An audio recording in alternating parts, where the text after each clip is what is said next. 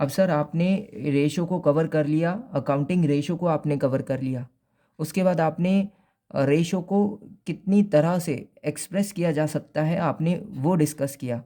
अब sir types को discuss करो, अकाउंटिंग रेशो कितने टाइप्स के होते हैं। तो ठीक है, फिर टाइप्स ऑफ अकाउंटिंग रेशो।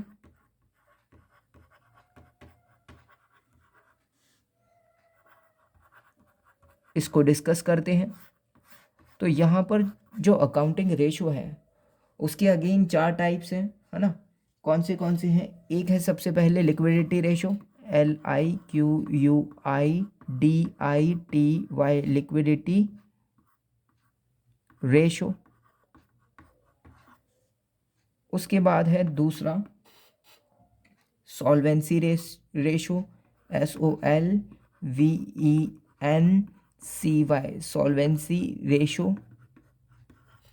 उसके बाद थर्ड नंबर पर आता है एक्टिविटी या फिर हम बोल सकते हैं टर्नओवर रेशो, है ना। एक्टिविटी रेशो या टर्न ओवर रेशो। उसके बाद फोर्थ नंबर पर है प्रॉफिटेबिलिटी रेशो, FITABILITY रेशो। तो इस तरह से 4 टाइप्स के हो गए अकाउंटिंग रेशो। अब होगा क्या, लिक्विडिटी रेशो में आपको 2 रेशो कैलकुलेट करने होंगे, करंट रेशो, है ना। आपको 2 रेशो कैलकुलेट करने होंगे, करंट रेशो और क्विक रेशो। इस तरह से सॉल्वेंसी रेशो में आपको, है ना, कितने, आपको 4 रेशो कैलकुलेट करने पड़ेंगे। 1 2 3 4 4 रेशो आपको यहाँ कैलकुलेट करने होंगे।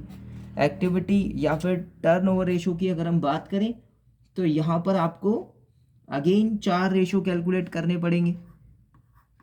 1 2 3 4 4 रेशो यहाँ कैलकुलेट करोगे।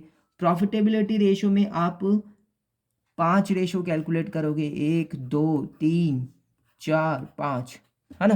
तो इस तरह से टाइप्स ऑफ अकाउंटिंग रेशो, जिसमें liquidity ratio, solvency ratio, activity ratio या टर्नओवर रेशो जिसे कहा जाता है, उसके बाद प्रॉफिटेबिलिटी रेशो। लिक्विडिटी रेशो में 2 रेशो कैलकुलेट करने हैं, सॉल्वेंसी रेशो में 4 रेशो हैं, एक्टिविटी रेशो या टर्नओवर रेशो में 4 रेशो हैं, और उसके बाद प्रॉफिटेबिलिटी रेशो में 2 रेशो कैलकुलेट करने होंगे। 1 बाय 1 सभी को डिस्कस करेंगे आगे।